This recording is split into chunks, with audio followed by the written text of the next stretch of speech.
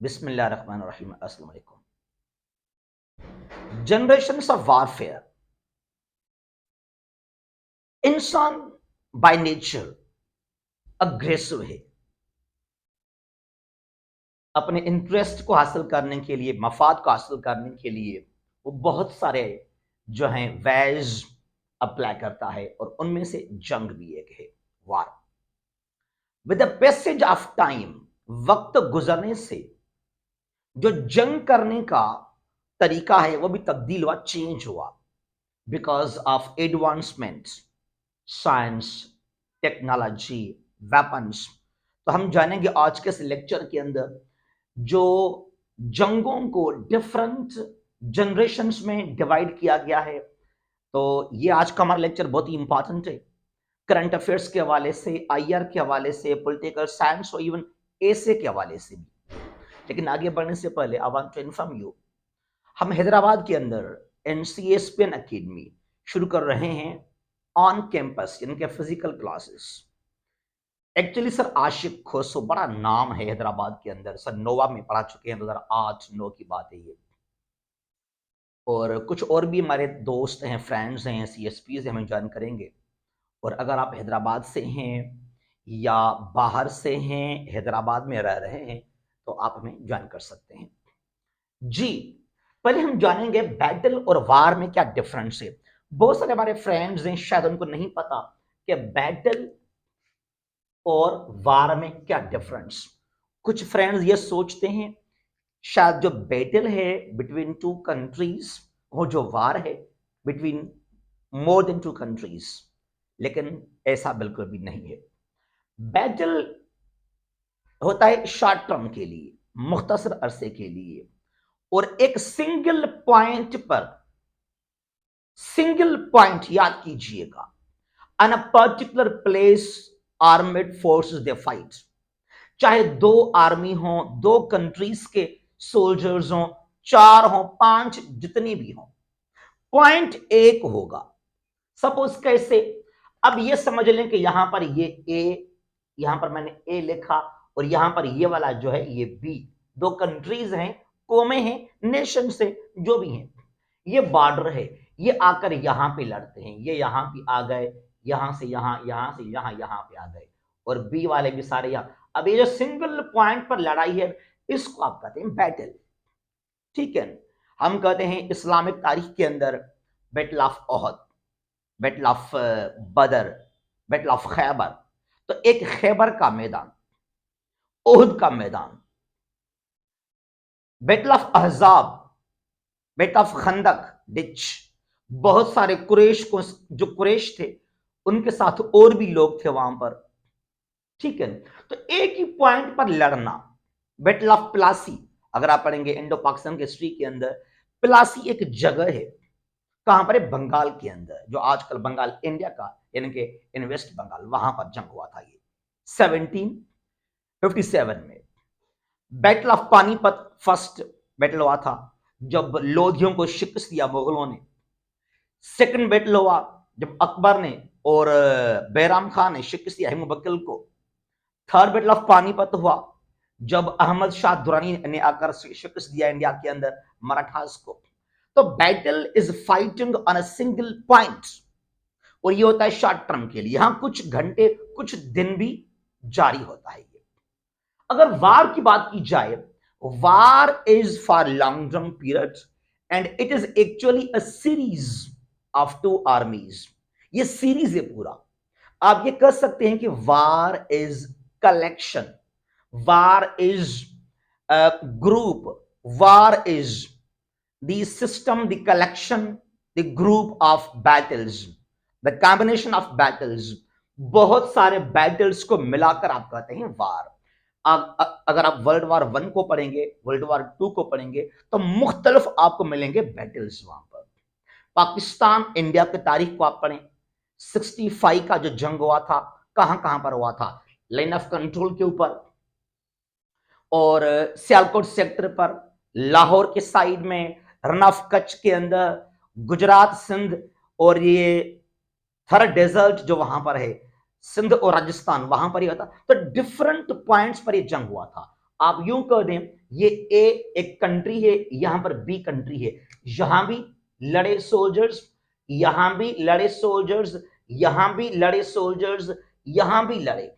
वे different battles हुए हैं और इसको आप वार कहते हैं। और वार कई दिन, कई महीने, कई साल भी ये कंटिन्यू हो सकता है। ठीक है, अच्छा आगे चलते हैं यहां से। ये जो कॉन्सेप्ट है जनरेशंस का, जनरेशंस ऑफ वारफेयर, वार के हवाले से ये कॉन्सेप्ट दिया था विलियम एस लेंड, 1980s में दिया था। ये अमेरिकन बड़ा जो है आथर है, या इसको आप कह देंगे स्कॉलर है, अभी तक जिंदा है ये। ठीक है नहीं, ये उसने 1980s में, यानी कि चाहे वो 80 हो, 81, 82, इस यहाँ इस जो है दौर में, इन ईयर्स के अंदर इसने डिवाइड किया जो है 5 कैटेगरीज के अंदर जंग करने के पैटर्न को, विलियम एस लेंड ने।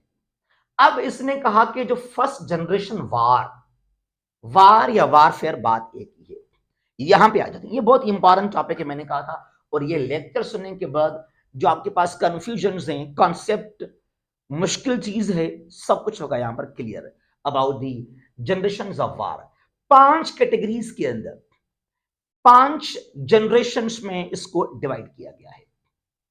नंबर 1, फर्स्ट जनरेशन वारफेयर, इसको 1GA भी कहते हैं शॉर्ट फॉर्म के अंदर, फर्स्ट जनरेशन वारफेयर।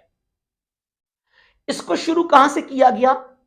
ये जो जंगें हैं, ये जो जनरेशंस बनाए गए हैं, ये शुरू किए गए from the treaty of Westphalia.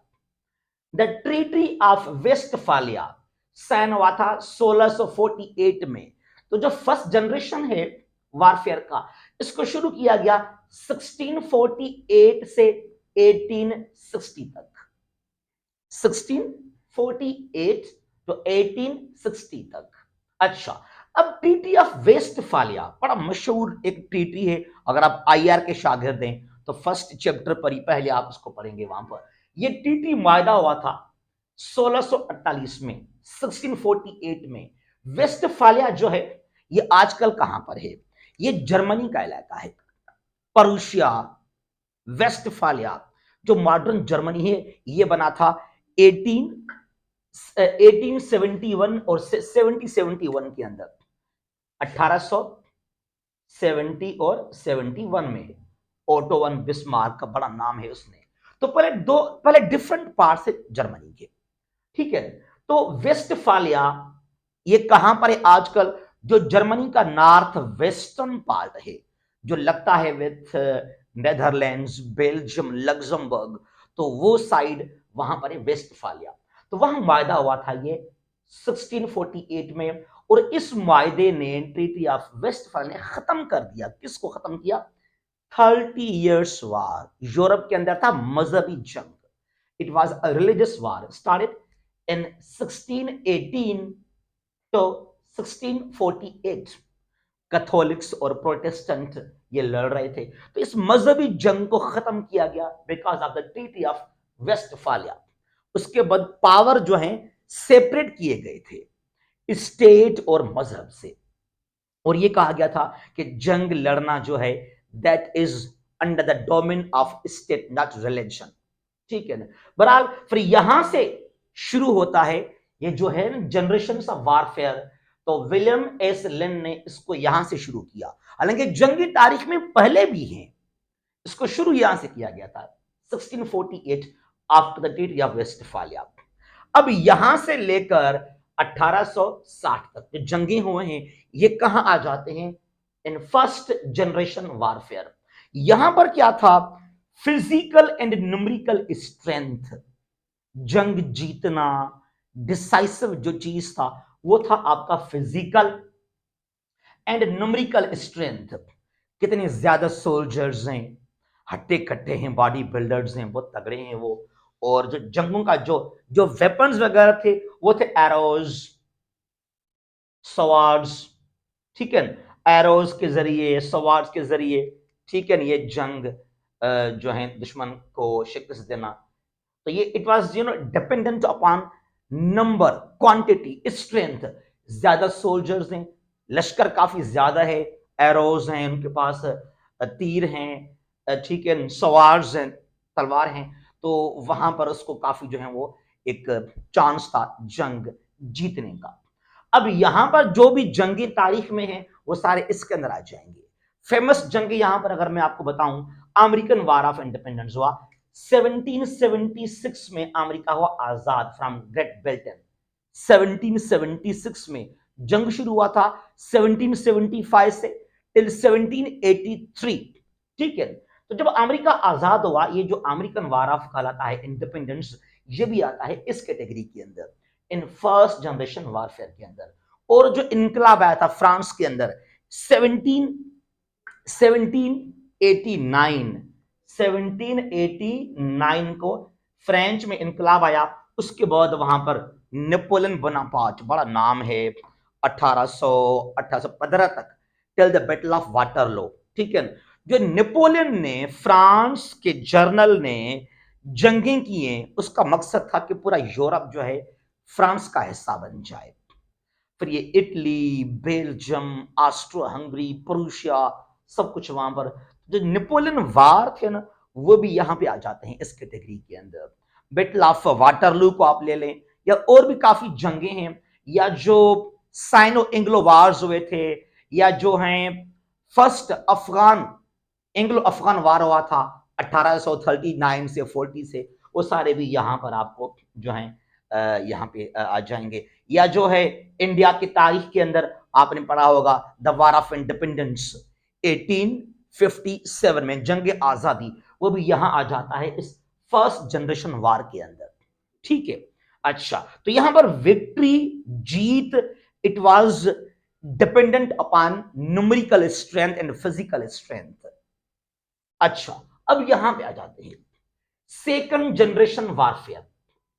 Second generation warfare, ये इसको शुरू किया। अब यहां पर कहीं पर 1-2 साल का डिफरेंस होगा, लेकिन मैंने बहुत ट्राई किया कि इस साल को मैं एक्यूरेट लिखूं। यहां पर 1860 से लेकर 1939 तक जो जो जो ये जो टाइम पीरियड है, जो यहां पर जंगे हुए, उनको हम काउंट यहां पे करते हैं सेकंड जनरेशन वारफेयर के अंदर। अब यहां पर क्यों चेंज किया गया फर्स्ट से, यहां कुछ तरीका डिफरेंट हुआ because of science development, weapons, जो जंग करने के हथियार थे, वेपन्स थे, पैटर्न काफी चेंज हुआ, कुछ एडवांसमेंट यहां पर हो गई इसलिए, ठीक है। अच्छा, अब यहां पर पहले क्या थे, पहले एरोस थे, सवार्स थे, न्यूमेरिकल स्ट्रेंथ था, फिजिकल स्ट्रेंथ था। अब यहां पर खत्म बात हो गई। यहां पर क्या हुआ, गन्स आ गए, राइफल्स आ गए, टैंक्स आ गए, नेवी को यूज किया गया। यहां पर टैंक्स यूज करना आर्मी के हवाले से, राइफल्स वगैरह, रेडियो कम्युनिकेशन का जो है एडवांसमेंट हुआ, डेवलपमेंट यहां पर हुआ। उसके बाद यहां पर और भी एडवांसमेंट हुए वेपन्स के हवाले से, हर चीज के लिहाज से। तो एरोस को, सवार्स को खत्म किया गया, यहां पर वेपन्स आ चुके हैं, ठीक है। अगर यहां की बात की जाए तो अमेरिकन सिविल वार्स, जो अमेरिकन सिविल वार्स हुए थे, बिकॉज जब अब्राहम लिंकन आए थे वहां पर, तो ये वही टाइम है 61 तो 65। और वर्ल्ड वार वन इसका बेहतरीन एग्जाम्पल है। World war one 1914 to 1918, world war one भी आ जाता है इस कैटेगरी के अंदर, in the second generation warfare के अंदर, ठीक है। अब यहां पर numerical strength, physical body building ज्यादा ये डिपेंड नहीं कर रहा था। यहां पर क्या था, technological advancement, weapons, rifles, communication, radar, ये चीजें यहां पर बहुत मैटर कर रहे थे इसके अंदर। तो जो जंग यहां पर हुए हैं टिल 1939, तो सारे वो यहां पे आ जाएंगे इस कैटेगरी के अंदर। इवन जो थर्ड एंग्लो अफगान वार हुआ था 1919 में, 1919 में, वो भी यहां पर काउंट किया जाएगा इस जो है कैटेगरी के अंदर, ठीक है। अच्छा, और आगे चलते हैं। यहां पर है थर्ड जनरेशन वारफेयर 39 to 80। यहां पर और भी काफी तब्दीलियां आए, चेंजेस आए जंग करने के हवाले से, ठीक है। अब यहां पर क्या हुआ, एयरफोर्स, एयरफोर्स जहाज यूज किए गए। हालांकि somehow air force world war one में भी थे, लेकिन वो काउंट हम नहीं करते हैं।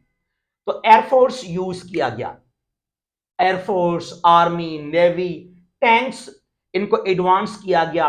जेट फाइटर्स यहां पे यूज किए गए हैं, ठीक है ना।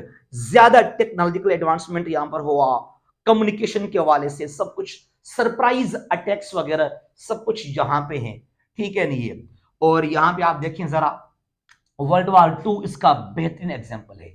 World war two from 1939 to 1945 world war two जो हुआ था, यहां पर जब, और ये एटॉमिक वेपन्स ड्रॉप किए गए थे by the USA on Japan, तो सब कुछ वो यहां पर आ जाता है इस कैटेगरी के अंदर। That is the third generation warfare. World war two याद कीजिएगा, इसमें आ जाएगा थर्ड के अंदर। और यहां पर क्या है, इंडो पाकिस्तान वार। इंडो पाकिस्तान, जो पाकिस्तान इंडिया के जंगे हैं, 47 48 का जंग हो, 65 का जंग हो, 71 का जंग हो, वो भी यहां पर शामिल किए जाते हैं इस थर्ड जनरेशन वारफेयर के अंदर। या और भी डिफरेंट अगर हम बात करें, जो फलस्तीन के अंदर जो इसराइल ने हमले किए हैं फलस्तीन के ऊपर, 48 का जंग हो, नकबा हो, सुएज क्राइसिस हो, 56 में 6 डे अरब इसराइल वार हो, 67 का यम कपूर वार हो, 73 का, वो भी सारे यहां आ जाएंगे इस कैटेगरी के अंदर। कोरियन वार हो 53 तक, वो भी यहां आ जाएगा इसके अंदर। आगे चलते हैं, फोर्थ जनरेशन वारफेयर। यहां पर काफी पैटर्न चेंज हुआ, ये तो और भी तब्दीली यहां पर आ गई, और भी ज्यादा। ये सेकंड थर्ड से काफी मुख्तलिफ है, ये फोर्थ वाला। यहां पर इसको कहां से कहां तक काउंट करते हैं, 1980 टू 2000, 1980 से लेकर 2000 तक फोर्थ जनरेशन वारफेयर। यहां पर क्या था, कोल्ड वार। हालांकि कोल्ड वार तो पहले से ही था, कोल्ड वार तो यहां से शुरू हुआ था थर्ड जनरेशन के वाले से, लेकिन यहां पर ज्यादा हम काउंट कर लेते हैं। कोल्ड वार, प्रोक्सी वार्स यहां पर हुए थे। Proxy, indirect wars, indirect wars, proxy wars, cold wars, यहां पर डायरेक्ट जंग नहीं था। अब सेकंड जनरेशन के अंदर और थर्ड में क्या था, डायरेक्ट वार था, हमला करना। लेकिन यहां पर फोर्थ में पैटर्न चेंज हुआ, डायरेक्ट हमला नहीं, इनडायरेक्ट हमला। खुद ना लड़ो, किसी और को सपोर्ट करो, प्रॉक्सी आप करो, इनडायरेक्ट वार। जब सोवियत ने आकर हमला किया अफगानिस्तान के ऊपर और अमेरिका ने बनाए थे प्रॉक्सीज, द ऑपरेशन साइक्लोन, बड़ा मशहूर है वो ऑपरेशन साइक्लोन, जो सीआईए ने सपोर्ट किया था, रोनाल्डो रेगन ने सपोर्ट किया था 1980s में, अफगान के मुजाहिदीन को तालिबान बनाए गए थे, वो भी इसके अंदर आ जाता है। या जो हाल खराब हो गया अरब कंट्रीज के अंदर, अमेरिका ने जिस तरह तबाह किया शाम को, सीरिया को, लिबिया को, तो जो आजकल अरब कंट्रीज में भी काफी इनडायरेक्ट वार्स हैं, सिविल वार्स वहां पर हैं, प्रॉक्सीज वगैरह, वो सारे इसके अंदर ही है। That's called fourth generation warfare, ठीक है ना। और भी ज्यादा तब्दीली यहां पर, और एक change, that is the fifth generation war. ये तो सबसे ज्यादा मुख्तलिफ यहां पर है, the fifth generation war, fifth generation war, 5GW। ये मुख्तलिफ है, इजी भी है, और बड़ी बात यह है इस जंग की, अगर आप जंग शुरू किया, आपने ना जंग कहीं पर किया, तो दुश्मन को पता भी नहीं चलता कि मेरे ऊपर जंग मुसल्लत किया गया है या मैं तबाह हो रहा हूं। अल्टीमेटली जब तबाह हो जाएगा, अब ये क्या हो गया मेरे साथ। तो जंग भी ऐसा जो जाहिर भी नहीं है, और दुश्मन को पता भी ना चले कि मैं मर रहा हूं, मेरे ऊपर किसी ने हमला कर दिया यहां पर, ठीक है। फिफ्थ जनरेशन वार 2000, तकरीबन 2000 से शुरू हुआ। ये आजकल तो बहुत ज्यादा इसको हम यूज करते हैं, जब से हमारे पास दुनिया में एंड्रॉइड फोन्स आ गए हैं 2010-12 से, तो इसको ओपनली ये वर्ड को जो है आगे प्रमोट किया गया है। अच्छा, Robert David steel, Robert David steel एक अमेरिकन ऑथर राइटर, ठीक है, और इसने 2003 में, कब, 2003 में ये वर्ड यूज किया था। 2003 की बात है ये। 2003 में ये वर्ड यूज किया था रॉबर्ट डेविड स्टील ने। एक्चुअली इट इज, इसको बहुत शॉर्ट फॉर्म में डैनियल अबोट, एक और बड़ा राइटर आता है डैनियल अबोट, इसने क्या लिखा? The fifth generation war is the war of information. Simply the war of information, the war of ideology. ठीक है, तो ये सोशल भी है, सोशल, रिलीजियस, इकोनॉमिक, पॉलिटिकल, हर लिहाज से ये जंग जो है हो सकता है यहां पर वार ऑफ इंफॉर्मेशन। ठीक है, यहां पर साइबर अटैक्स आजकल जरा आप देखें दुनिया के अंदर क्या है, ये इंटरनेट, पार्टिकुलरली सोशल मीडिया का दौर चल रहा है आजकल। फेसबुक, ट्विटर, यहां पर कोई एक कमेंट करे, चाहे वो मिस इंफॉर्मेशन क्यों ना हो, गलत क्यों ना हो, सारे फिर लड़ेंगे, फिर गालियां, सोचेंगे भी नहीं कि यार ये बात ऑथेंटिक है, किसकी गलती है, किसका कसूर है, और सब वहां पे लड़ेंगे वहां पर। तो it is miss information, cyber attacks. एक और कंट्री हमला कर सकता है एक और कंट्री के ऊपर, साइबर अटैक्स। यहां पर कोई भी वेपन आप यूज ना करें। जिस तरह बार बार अमेरिका कहता है कि रशिया ने इंटरफेयर किया था 17 के इलेक्शन के अंदर, ठीक है, तो साइबर अटैक्स भी यहां पर हो सकते हैं। इसके अंदर प्रोपेगेंडा, गलत इंफॉर्मेशन फैलाएं, उसके बाद लोगों को लड़वाएं, आप प्रोपेगेंडा करें। जो इदारे हैं, आपकी फौज है, लोगों को दूरियां पैदा करें, जंग का माहौल बनाएं। सपोज करें अगर आपका कोई दुश्मन है तो वो क्या ट्राई करेगा कि फौज और आपके अंदर जो शहरी हैं उनके दरमियान में फासलों को बढ़ाएगा, नफरतें फैलाएगा, मिस इंफॉर्मेशन वहां पे लेकर आएगा। ठीक है, कुछ इस तरह का यहां पर मिस इंफॉर्मेशन, सेक्टरल कॉन्फ्लिक्ट्स, मजहबी टूल्स को यूज करना। मैं सुन रहा था इंडियन एक जर्नल है, रिटायर्ड, हालांकि उसको तो बाहर निकाल दिया गया था, उसने खुद गलतियां किए थे। ठीक है ना, उसके कुछ कारनामे ऐसे ही थे बहुत गंदे। मेजर गौरवारिया, मैं बहुत सुनता हूं इंडिया का एक है मेजर गौरवारिया को, वो कहता है कि हम पाकिस्तान के अंदर क्या करना चाहते हैं, वहां पर जो मजहबी लीडर हैं उनको सपोर्ट करेंगे, हम सुन्नियों को देंगे पैसे कि आप बस ये कह दो कि वहाबी, अहमदिया, शिया सारे जो हैं वो काफर हैं, वो जहन्नमी हैं। फिर देंगे पैसे शियों को हम कि आप ये फतवा जारी करें कि सुन्नी, वहाबी, कादियानी सब काफर हैं। फिर देंगे पैसे हम वहाबियों को कि आप फतवा दें कि शिया, सुन्नी सब।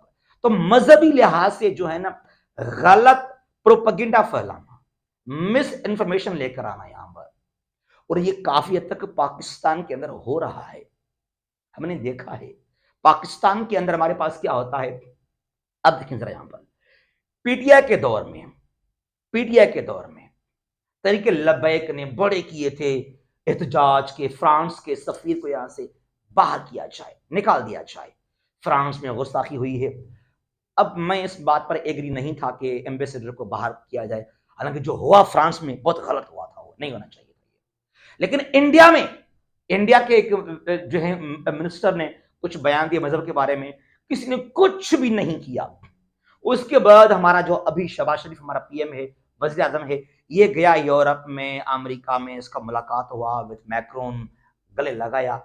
अगर ये खान साहब करता ऐसा दोबारा, ये इनके फतवा आते तरीके लब्बैक वालों के कि खान साहब को मारो, ये इसने गलत किया, ये वो। अब यहां पर क्लियरली क्या शो हो रहा है कि इस तरह के मजहबी पॉलिटिकल जो जो मजहबी पार्टीज हैं, कोई इनको मिसयूज करता है, कोई इनको देता है फंड्स कि आप अभी आवाज उठाएं, अभी आपको खामोश रहना है, आप अभी चिल्लाएं, अभी आपको खामोश रहना है। ठीक है ना, तो सब कुछ अब ये हो गया war of miss information, war of propaganda, cyber attacks करना, इदारों को जो है मिस यूज करना। तो सब कुछ यहां, और ये बहुत आसान है आजकल, because of particularly because of social media, ये बहुत जंग आसान है। और ये मजहबी लिहाज से, फिरके की बुनियाद पर, नस्लों की बुनियाद पर, हर चीज, कोई गलत बात शेयर कर दिया वहां पे लड़ना। ठीक है, और ये जंग मैंने कहा इतना आसान है, अगर दुश्मन ये जंग करे भी सही, आपको पता भी नहीं होगा कि मेरे खिलाफ किसी ने जंग किया और मैं मर रहा हूं, जब तक आप तबाह नहीं हो जाओगे। तो बहरहाल ये कुछ जनरेशंस हैं जंग के हवाले से। और आगे जो हमारा लेक्चर होगा, जो आगे हमारा एक वीडियो होगा, वो होगा only about the fifth generation. इसके बहुत सारे डायमेंशंस हैं, पर्सपेक्टिव्स हैं, उनको हम कवर करेंगे। कौन से टूल्स हैं जो यूज किए जाते हैं, और पाकिस्तान को क्या करना चाहिए। Is Pakistan ready to face any threat of fifth generation warfare. सब कुछ हम जानेंगे एक और लेक्चर के अंदर about fifth generation warfare in Pakistan strategy. जहां भी हैं खुश रहें। अल्लाह हाफिज। पाकिस्तान जिंदाबाद।